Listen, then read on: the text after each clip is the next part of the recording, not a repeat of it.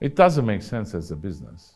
No, it doesn't. Never makes sense. Yeah, honestly, I could probably make more money with selling winery equipment. Honestly, it's like you probably could. Yeah, like without doing anything. You tried it all, and I think of anybody in this industry, at least that I know of in Armenia, no one has the experience you have in different countries, in different parts of hospitality, and witnessed the renaissance of food, etc. And you land here, and this has become the passion. It's become the inspiration, not only for yourself, and who knows, you waved the flag for Armenian wines after your career making it, and your daughter takes over, and she's now got a whole new level of appreciation for the culture, for the lifestyle. That's a full circle.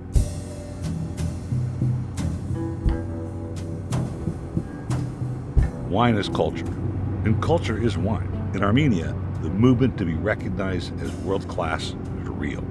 And we set out to find its roots and to talk to the people who are moving the needle. One thing for sure, there are no roadside kiosks selling wine in America.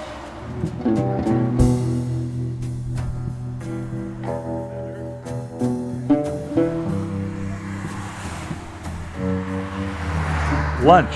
They call this lunch. Really good. And where's the grapes from? Armenia. Oh, look at the color.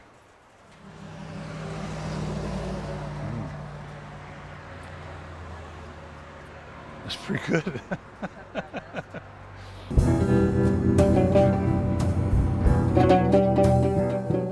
We met up with Aimee, Vahe's daughter, in their experimental vineyard. She is approaching the wine trade from a fresh, unaffected by what has preceded viewpoint, growing grapes the world has never heard of.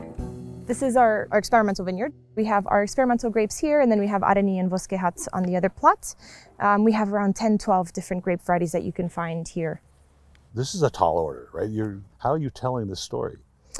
Well, storytelling, I think, is something that we actually have a lot of in Armenia. We have a rich history from ancient times to the Soviet Union to what's happening in winemaking today. The last 10 years we've explored in what's happening with these vineyards of either revitalizing abandoned vineyards or having vineyards on the borders of conflict zones, of experimenting with all these incredible old grape varieties. There's nothing but story and narrative here, and I think that's one of the strongest things that we have. You guys have a great story.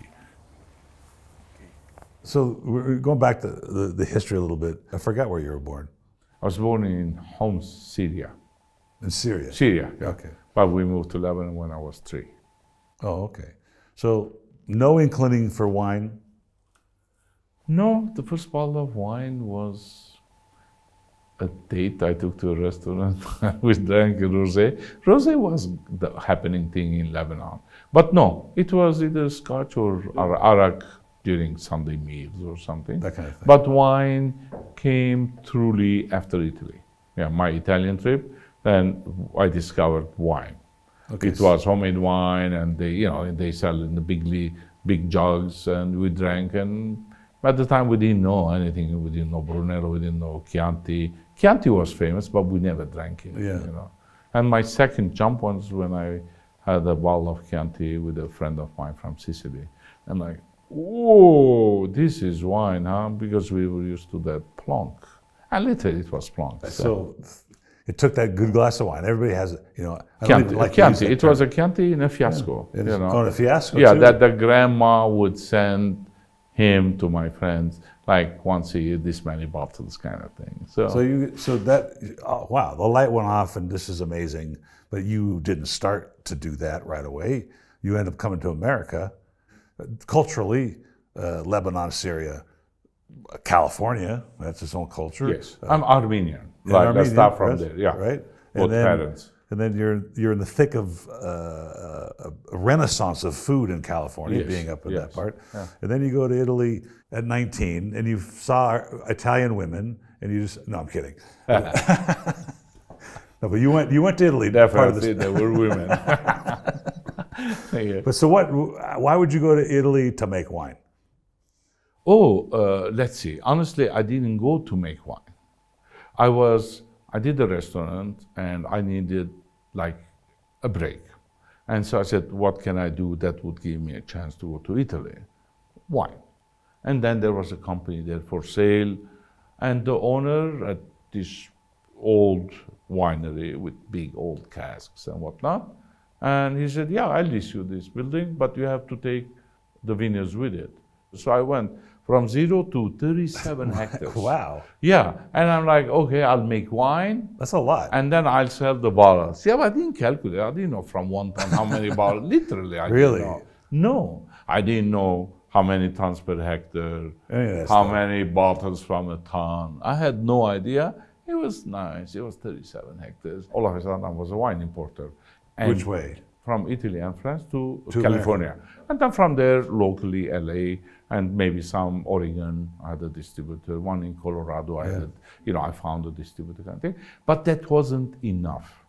2 buying trips a year didn't satisfy the urge. That taste that Italy had left in my mouth, it wasn't enough. So I had to move there because it was Tuscany, because it was farmhouses, it was cypress trees, Lifestyle. it was romantic. Then I would fall in love with the idea of living in Tuscany. And without any budget, anything, it's like, okay, we're moving. It's easy. Like, and That's we moved. easy. And You the were kids married then? And yes. And the kids were 11 months old, the twins.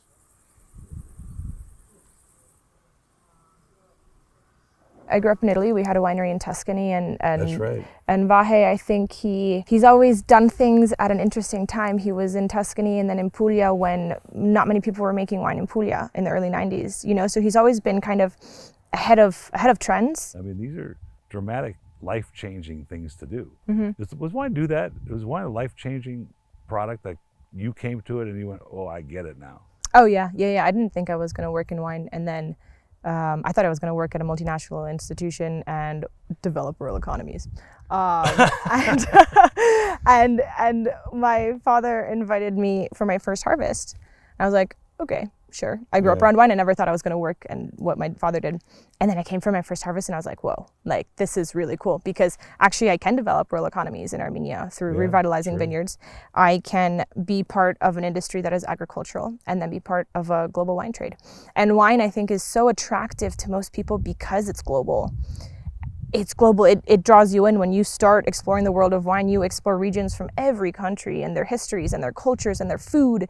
It's not just wine, and that's what draws a lot of people into the wine industry. You're in Italy. You're making wine. You're learning a lifestyle. You're building a brand. Yeah. These are all important components To what followed afterwards. Yes. Yes. Right. To even think about being in this business. And you said you went into it in Italy not knowing anything, and all of a sudden you're in the trade. But now you're sitting in Italy, you're learning the lifestyle of wine, and the idea to go to maybe your homeland, or at least your heritage homeland, and make wine. That was a chance, by the way. Yeah, you said you didn't I understand didn't risk. wake up. No, I didn't. I mean, the first time I got anything was 18, the earthquake. That's when Armenia was in the news all the time, that kind of thing. But otherwise, it didn't register particularly Armenia. It wasn't on my radar. But that didn't depend. So we kept hearing Armenia this, Armenia that, And 2 friends from San Francisco, we're thinking of going to Armenia. You want to come? Sure, I want to come. And that's when the discovery came. People ask me, what do you do, winemaker? Oh, I know this guy, he runs an institute. So I started talking to them. We did some tasting. And then another friend. And then it came out that this is where everything started. This is where this is where the starting point of the world's viticulture and winemaking is in Armenia. And you plant that to a crazy romantic like me, it's finished. So it's like, okay, that got planted. So let me stop for a second. Yes. When you said that this is the cradle or the beginning of civilization of wine, Why? are we going back biblical to Noah landing on Ararat and planting grapes? Or are you talking about the 6,000-year-old Armenian winery? Like, did we even know 6,000. At the time, it was 6,100 years. Yes. So if you're a biblical literalist, the world is 6,000 years old. Yeah, right. So let's put that on the side. Okay, Right, I I'm understand not a that big part, but I mean, that's Noah guy, whatever. inspiration. No, I'm talking. it is the 6,100 years of systematic winemaking in a cave is fact. Yes. You can go visit that cave. Yes. It's carbon dated to 6,100 years. But almost a little over a year ago. They went even further and they pinpointed 11,000 years ago. Viticulture and grape domestication happened in Armenia. I'm not sure which, definitely viticulture and then probably domestication of the Vitis vinifera wine. But it doesn't, the oldest wineries in Armenia, but 11,000 is in this part of the world. There's no pinpointing. Most probably the odds are that it's Armenia, but that's academic. That it's the foothills of Mount Ararat is yes. It can be Western Armenia, Eastern Armenia, Georgia, Iran. These are the cradles, exactly. And this is the high level plateau, the flood, that kind of stuff. Did you sense this? I mean, no, I had no idea. But why were you so interested? Because it was romantic. I mean, Armenia was not a romantic place then. I mean, no, because someone says you'll be the first to have planted vineyards in Armenia since the Soviet times or something. The whole that I'm Armenian from Lebanon, went to Italy, came. If I come and plant vineyards here, I'm imagining this picture and I'm like, yeah, I like that. That's good. But I didn't have money. Somehow the vineyards came, we leased it it was government owned. So we got a 50-year lease. Then we did a nursery to do plants. I had no idea. So I had a partner here locally who would build a nursery to do R&E. And those were the... Was that exciting? Very exciting. It was nerve-wracking because I had so many operations. I had Tuscany, I had Puglia, and I had to supply cash to all these operations. Of course.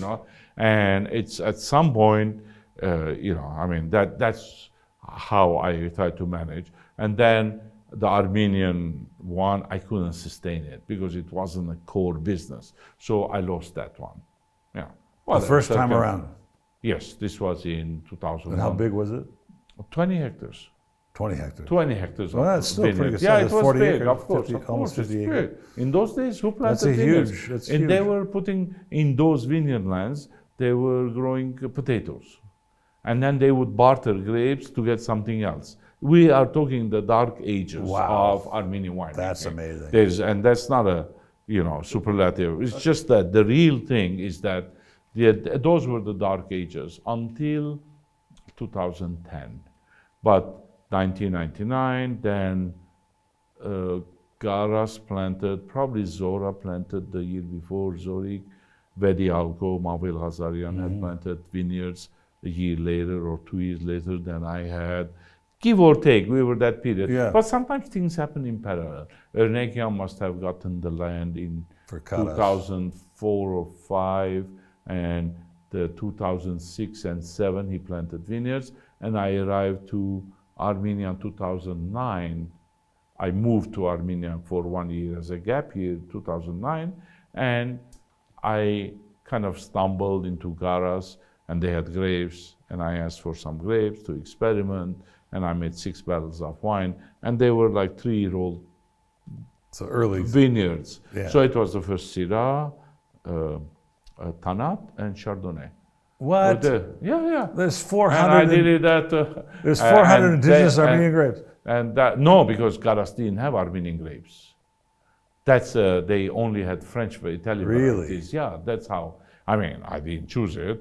At the time, there was no nuance. I didn't have that historic perspective of Armenian varieties. Yeah. We had planted R&E up there, but all the R&Es I had tasted were let's tackle they that. They were really bad. Let's tackle until that. Then, Let's tackle that, because 2007 I was here and I couldn't drink anything. Yeah. It was horrible. So 2009 I made the 6 barrels. Okay. Until then there were maybe 1 or 2 producers that made drinkable wines. We were here 2007, and this was a very current as 2007. It was almost unpalatable. Mm-hmm. Yep. Right? And we stopped at a winery on the way to Dijon, and I was the wine guy that day, And my mother-in-law was so happy that, we got to stop at this winery. And it was concrete fermentation, which is pretty popular now, but it was a tank, and they had repaired it with like tar, like Henry's roof supply stuff. Okay.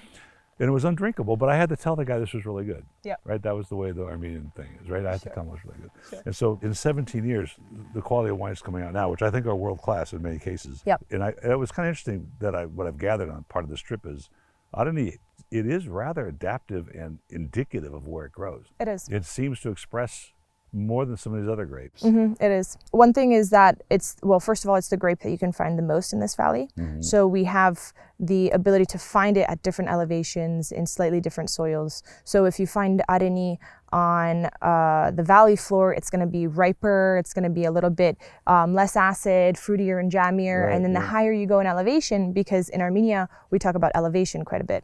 We're very high in elevation. And when you go up 50 meters, 100 meters, 300 meters, 400 meters, we have all these differences. We can go from vineyards from 1,500 meters all the way up to 1,800 meters.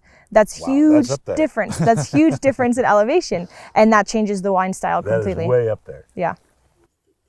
I'm not a traditionalist per se, but marketing-wise, I want to market something that's nobody can copy. So if I'm marketing high elevation vineyards, which Armenia has, we're 3,000 feet and up, 1,000 meters and up to 1,800 meters. That's not the only place, but one of the, especially in the northern hemisphere, there is one. You know, volcanic soil. It's a rock country of rocks everywhere, stone, rock, limestone, and basalt. And then we have all these Armenian varieties. So for me, I look at them as a triangulation of these three factors or resources. And then now we have a unique product that we can basically say, if you want this flavor profile, this thing, Armenia can give it to you. If you want Aimee from high elevation vineyard, volcanic soil, and you like that ageability or the phenolic, the high phenols because of the elevation, then it's Armenia. So it's a gamble. You know, I think it's a gamble that we are doing, and I'm guessing we're going in the yes, of course. I mean, you know, yeah, we're still scratching the surface. Armenia is making noise, but we still don't have pull from the market to say Armenian wine, you know, that kind of thing. So we're pushing. We're in the push stage. Show it. Whoever listens, we're telling the story, going to the movies, documentaries, magazine, articles, Forbes, here, there. We're getting a lot of traction, but the tipping point is going to come. Yeah. I mean, it's going to come sooner or later. Then we will not have enough land for vineyards. We have to plant new vineyards, and supply will catch up with the demand. Now we have a little bit more supply than there is demand. There is a diverging opinion of what the Armenian wine trade should be, and it seems to relate to the marketing side of it as well. But you know, what grows together goes together. Aimee, actually, the more recent ones have been very elegant and complex, and they have terroir, and so is there antagonism? Yes, is that the between the Syrah and the French varietal growers, and then the attempt to create a varietal in the world scene? There was no such thing. Okay. There's no such thing. No, but even people who did plant Cabernet, Merlot, Syrah, now they're either replanting or pulling out. Okay. Because Armenia has no future with international varieties. You know, there's Chile. Why? Because people don't come to Armenia to try a Syrah or a Malbec or a Merlot or a Cabernet or Chardonnay. You know, or maybe we do because we're curious about it. Yes. But no, imagine a German mail order house says Chardonnay from Armenia. When? It was from India, I can understand. It's a new country. It's the new world. You know, and they don't have anything. They have to start with something. But Armenia has 300-400 varieties. We don't even have a count. And people, whoever the market matured, they asked for these. They wanted Armenian varieties. They want. Secondly, because over 11,000 years, the grapes, through changes, through crossing and getting a second variety, natural selection, whatnot, all of the farmers of the time selected all the varieties that did well. It means natural high acidity for aging and preserving. They didn't have sulfur or whatever. They didn't know any of those. So acidity was the only guarantee of the ageability of wine. So now you have all these varieties that have found the ideal terroir. Even within Armenia, up north are varieties that are not here, and they will not, and they're different. In Tavush, they have their own varieties. Vayotsor is different varieties. Sunik is another variety. So because over time, those varieties in those land, in those elevations, in that soil, in that terroir, did much better. Now, take Chardonnay.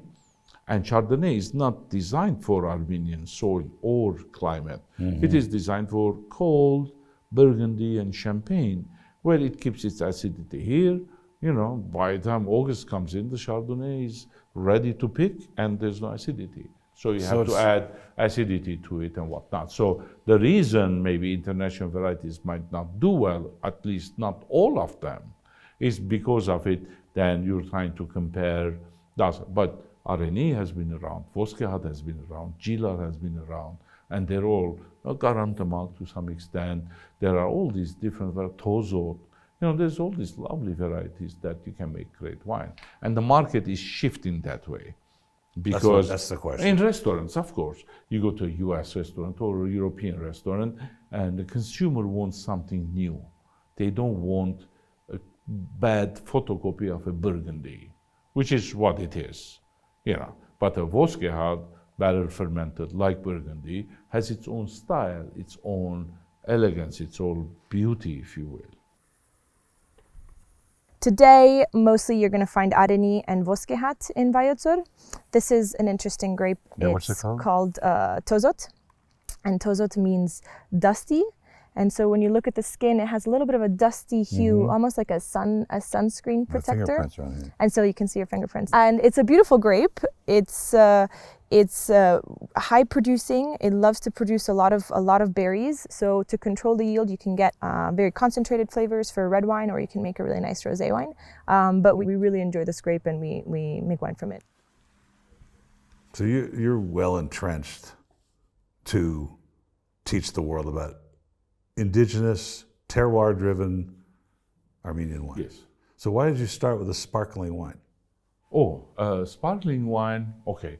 I made still wine in Tuscany, I made in Puglia, in Australia, in Adelaide Hills. So, and then, look, sparkling wine is perhaps, there are three things people shoot for, winemakers. One, to make the best Riesling, because it's a winemaker's grape, as they call it. The second one is Pinot Noir, because they're difficult to make.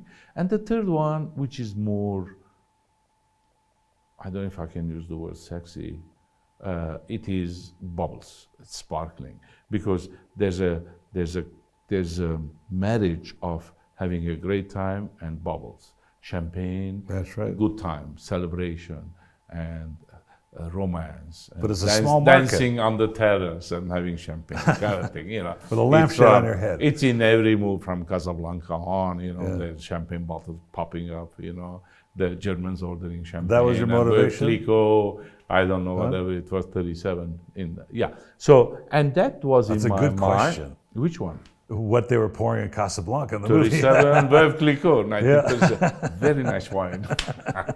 the Maître d'. Yes, that's right. Yeah. You're right. Yes. And then he picks up the bill. So and there's Germans that are drinking champagne. Actually, during the war, they raided. The champagne houses built fake walls so that the Germans wouldn't find the champagnes. And the famous sabrage, because they didn't have time to open the cork, they would savor the bottle and drink it. Those were the Russians, the way. Anyway, so but why would you do that? I'm digressing, because it's two things, honestly. One, Armenia didn't have bubbles. There was a champagne factory, but it was plastic cork, $2, sweet kind of thing. So we didn't have. And somehow I saw that every wine drinking culture should have its own sparkling wine. And at the time, nobody was doing it, so I started doing it. But look how ignorant I was.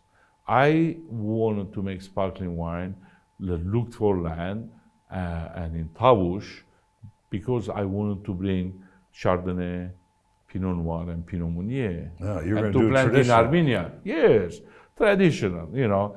And just to show you that a lot of times we make fundamental mistakes. We assume too much. You assume that to make a great méthode traditionnelle, you have to have the French varieties. And by then I was talking to a French winemaker, Jérôme Barré, and he said, Vahe, hope you can make great sparkling wine with local varieties. And then that project and I started searching for the best grape to make bubbles. And we did it with Voskehat and Khatun. Before we did it with Larvari the first 2 years, Larvari from Aptabush, So, and that's how we started the sparkling wine until I stumbled on Khachik village. And Khachik village is the highest elevation vineyards, perfect acidity, low pH, the ideal, and it's useless for anything else. And because it's used in the sense that they don't mature enough to do table wine. I mean, we do make a table wine, but that's from very late harvest grapes. So I came to this hole in the wall, I got this space, and we made bubbles. You must know that the premises of the Keush Sparkling Winehouse are not the elegant vision you would have with such a product. Not at all like the caves of Champagne, France. And in fact, the business that shares a wall with the Keush Winery is an auto shop. We are clearly not in the Napa Valley. But just the same, Keush is the single most reviewed brand of Armenian wine in the world. Has the Armenian culture adopted that lifestyle? Is it a lifestyle of wine as an industry, or are we still sort of trying to figure this out? No, it is. I tell you why. Like, for example, there's a narrative that in Chile they make wine, but Chileans don't drink wine because it's not in their culture. It's in our culture to drink wine. So that's why it took very fast to go from where we were within 10 years where we are now. 10 years ago, barely drinkable wines, 10, 12 years, 11 years ago, I should be fair, maybe 13 years ago. Okay, barely drinkable wines to now so many labels that you can't figure out, and a lot of modern wineries. There's no hiding it, a lot of investment. Now we've gotten into the second phase, the last maybe 8-10 years, eight so years, new vineyards being planted, So that is the transition. But because we had in our culture grapes, wine, in our songs, in our miniature painting. That's true. Yeah. Manuscripts, and there's grapes everywhere. Every church has grapes on it because it was core to our culture. The we have all these songs. But the problem was that we got communism. And during Soviet era, they said, Armenia, you stick to brandy, distilled spirits, maybe fortified wines, and Georgia continues making wine. So Georgia never stopped making wine. We had we took a break for 60, 70 years. So now we're coming with a vengeance of sorts. Well, and it's taken very easily because people now, if you go to any restaurant, you would see that many new restaurants. Yeah. And actually, the wine culture helped respark a little bit of the fine dining culture, because until then it was vodka, men, and then maybe the ladies on one side. Now you go to many restaurants, it's birthdays of 12 ladies, families, couples, 3 couples together dining and having wine, What's happened then is that lifestyle created an influx of new players, new brands. Maybe there's not enough demand for the supply that's being made? There is overproduction a little bit. The consumption in Armenia has gone up. I think it doubled. I mean, we started from very low to I think with 4 liters maybe. 1 to 2 is doubling, right? Yeah, exactly. So we were very low, we doubled it, but the trend is good. I think what is lacking now is that people are drinking wine in restaurants only, on trade. So we need that people drink wine on a regular basis at home. But that's how you do a lot of the consumption. When Italy, for example, in the 70s, 80s, 70s, where it was food and wine on the table.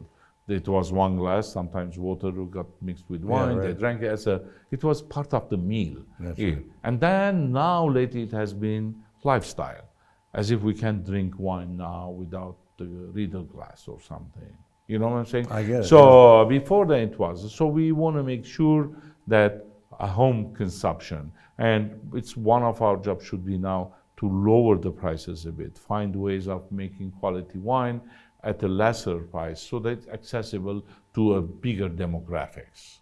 $20 bottle of wine is not for everybody. So, but everyone should drink wine because it's healthy, it's a lovely product, it gives you a good mood, which vodka, but vodka is being drunk a lot because it's cheap. You get the same buzz for what you're talking about, though, is every single part of this industry, which is hard enough already. Now you're going to add to it, educating the consumer, bring it home.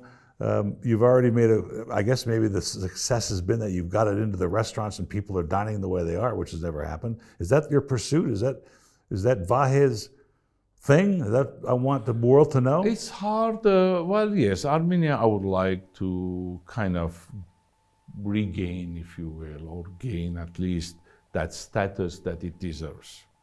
We have this patrimony. We have vineyards that are 150-year-old, different places in Armenia, neglected vineyards. But then there's the Soviet vineyards. Now new vineyards are being planted, but it's always the same, older varieties. So this is a wealth that we have, and we have to add value to it. Yes, we make money along the way, but then not a lot. No. I mean, somebody does. The ones who market it, who sell it, make money. The producer, no. But another thing is very important, that as the price of the bottle goes up, so does the grape price.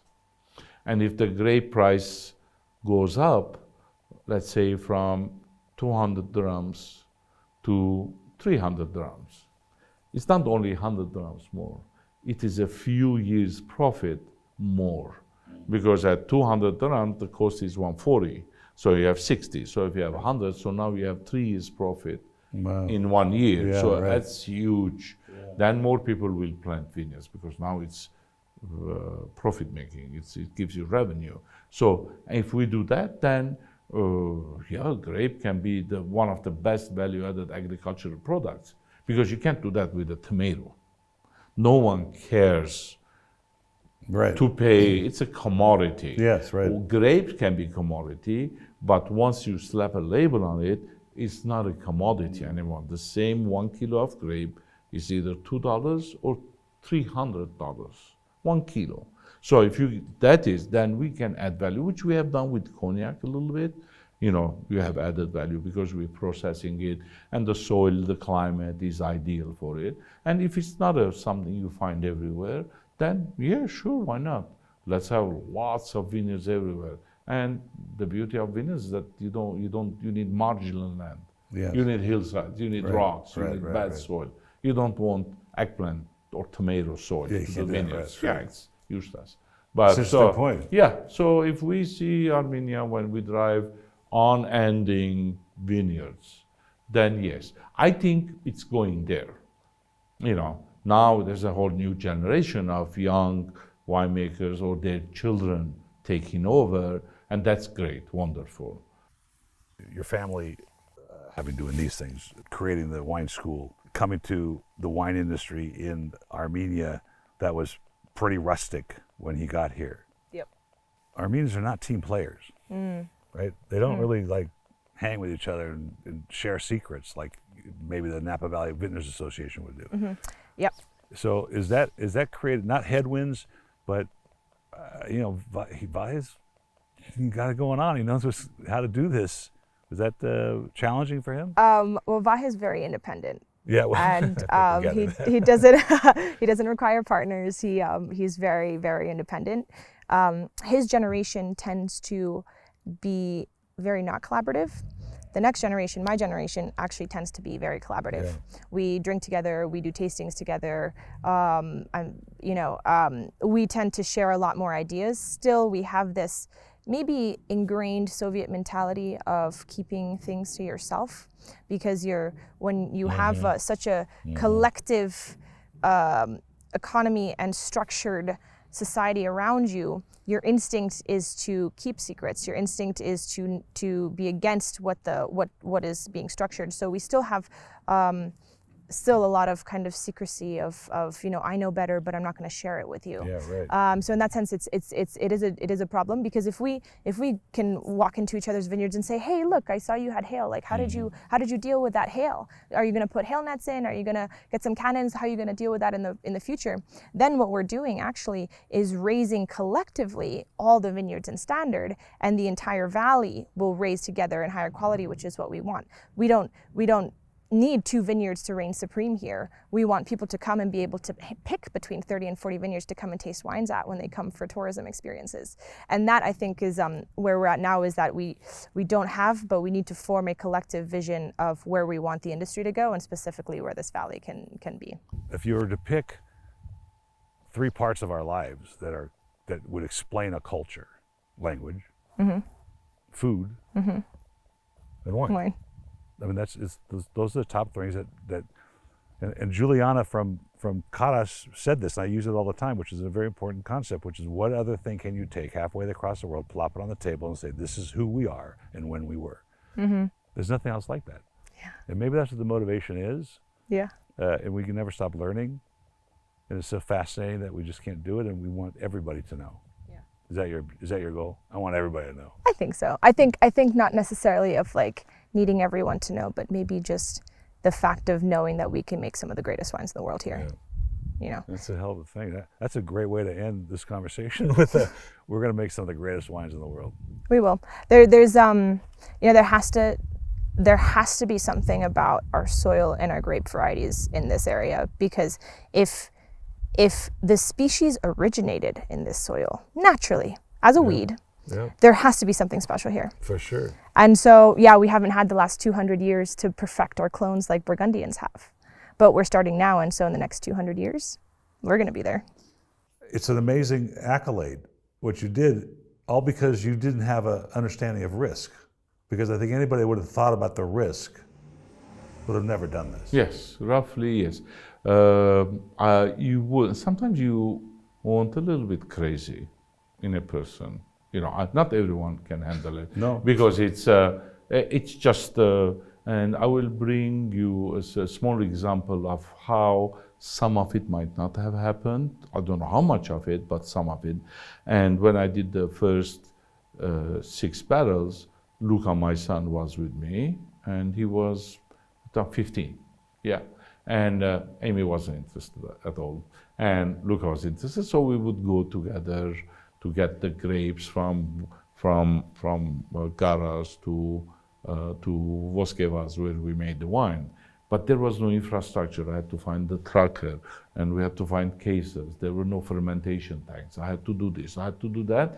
And I had just gotten to Armenia. I had gotten in August something. You wouldn't even know. And September, I took on the challenge to make wine, And I told Luca I had a pad to write what yeast we were going to use and whatever. Kind of cute, so that he gets involved in it.